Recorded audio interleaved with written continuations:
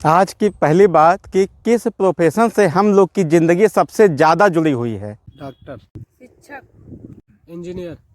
Doctor, engineer, इन सब की आवश्यकता लगती है, लेकिन हमारे सुबह उठने से लेकर रात को सोने तक जिन चीज़ों की आवश्यकता होती है वो खेती से आता है। अगर हम सुबह उठ के चाय कॉफ़ी पीते हैं वो खेती से आता है, कॉटन के कपड़े वो खेती से आता है, मतलब सीड बोने से लेके कुछ सेटेलाइट का यूज भी हम लोग खेती में करते हैं। मतलब सीड बोने से लेके सेटेलाइट तक का काम खेती से होता है।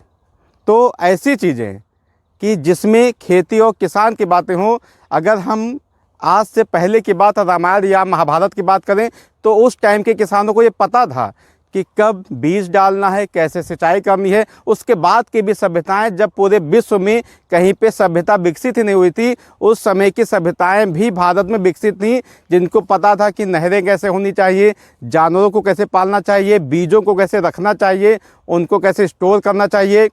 फिर उसके बाद आया खाद का समय, जिसने मिट्टी की उर्वरा शक्ति बढ़ाने के बजाय और कम कर दी। और उसके बाद आया जब लोगों को समझ में आया कि खाद से फ़ायदे से ज़्यादा नुकसान है, उसके बाद आया ऑर्गेनिक खेती।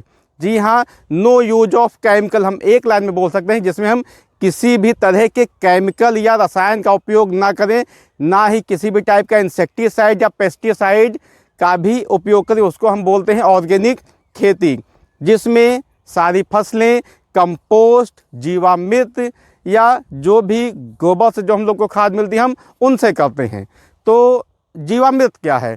जीवामृत की हम जब बात करते हैं तो उसमें गोबर मतलब काऊ डंग, गुड़ या पीपल के नीचे की मिट्टी का हम लोग उपयोग करते हैं। अब पीपल के नीचे की मिट्टी का उपयोग करते हैं, ये भी जानने वाली बात है, क्योंकि पीपल के पेड़ की आयु सबसे ज़्यादा होती है 2,500 से 3,000 साल।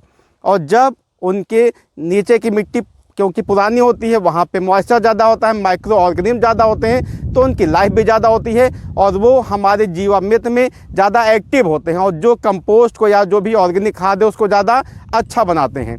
और हम इस खेती और सिंचाई से या खेती करके हम बहुत अच्छा कृषि पैदावार पा सकते हैं। मेरे एक साथी हैं राहुल मिश्रा, जिन्होंने धान और गेहूँ की खेती स्टार्ट किया है ऑर्गेनिक खेती से। उन्हीं से आगे जानेंगे कि कैसे हम ऑर्गेनिक खेती भी करके हम अच्छी पैदावार पा सकते हैं। तो अब अगली बात राहुल मिश्रा जी की होगी और वो हमको ये बताएंगे कि 1 बीघे से कितना पैदावार उनको मिलती है या हम उसको पा सकते हैं। नमस्कार भाइयों, मैं राहुल मिश्रा।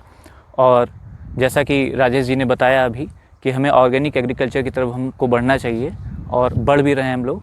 सो जैसा उन्होंने बताया अभी कि हमारे यहाँ जो पैदावार होती है वो कम होती है, ऑर्गेनिक एग्रीकल्चर में पैदावार कम होती है। लेकिन मेरा ये कहना है कि ऑर्गेनिक एग्रीकल्चर में पैदावार भले कम होती है, शुरुआती दिनों की बात होती है।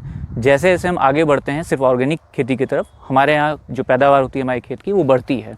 और इसके साथ एक चीज़ और देखने को मिलती है, वो ये है जो बजट है, जो इन्वेस्टमेंट है खेती में, जो हम फर्टिलाइज़र्स के ऊपर इन्वेस्ट करते हैं वो हमारा लगातार बचता चला जाता है। मतलब हम ज़ीरो बजट की तरफ बढ़ते हैं खेती में। और एक टाइम ऐसा ज़रूर आता है जहाँ पर हम अच्छी पैदावार भी पाते हैं।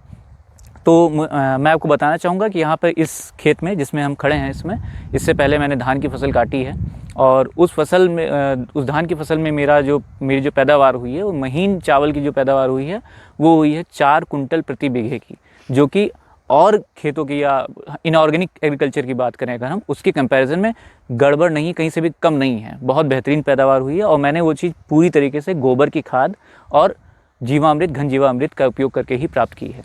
ठीक है, तो आज के डेट में अभी देख पा रहे हैं आप सभी लोग कि सरसों की फसल लगी हुई है।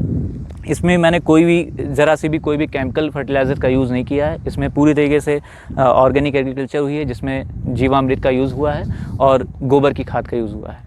तो अब आज मेरे समझ से कि आज के समय में हर किसान को धीमे धीमे जो है ऑर्गेनिक एग्रीकल्चर की तरफ बढ़ना चाहिए, क्योंकि इससे बजट भी आपका कम लगता है और पैदावार भी अच्छी होती है। और सबसे अच्छी बात, अच्छे स्वास्थ्य, अच्छे आर्थिक स्वास्थ्य की तरफ हम आगे बढ़ते रहते हैं। धन्यवाद। शुरुआत हमें करनी होगी।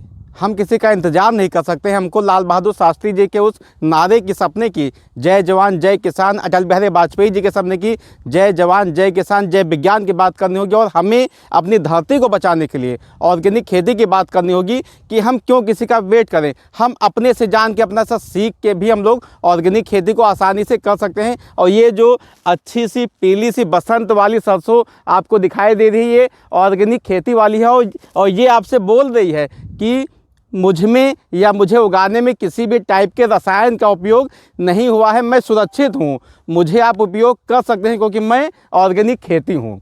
तो ये ऑर्गेनिक खेती की बात थी। अगर आप ऑर्गेनिक खेती के बारे में जानना चाहते हैं तो राहुल मिश्रा जी का नंबर कमेंट में दिया हुआ है, आप उनसे बात कर सकते हैं, उनके खेत में आके उनसे मिल सकते हैं, उनको पूछ सकते हैं और समझ सकते हैं।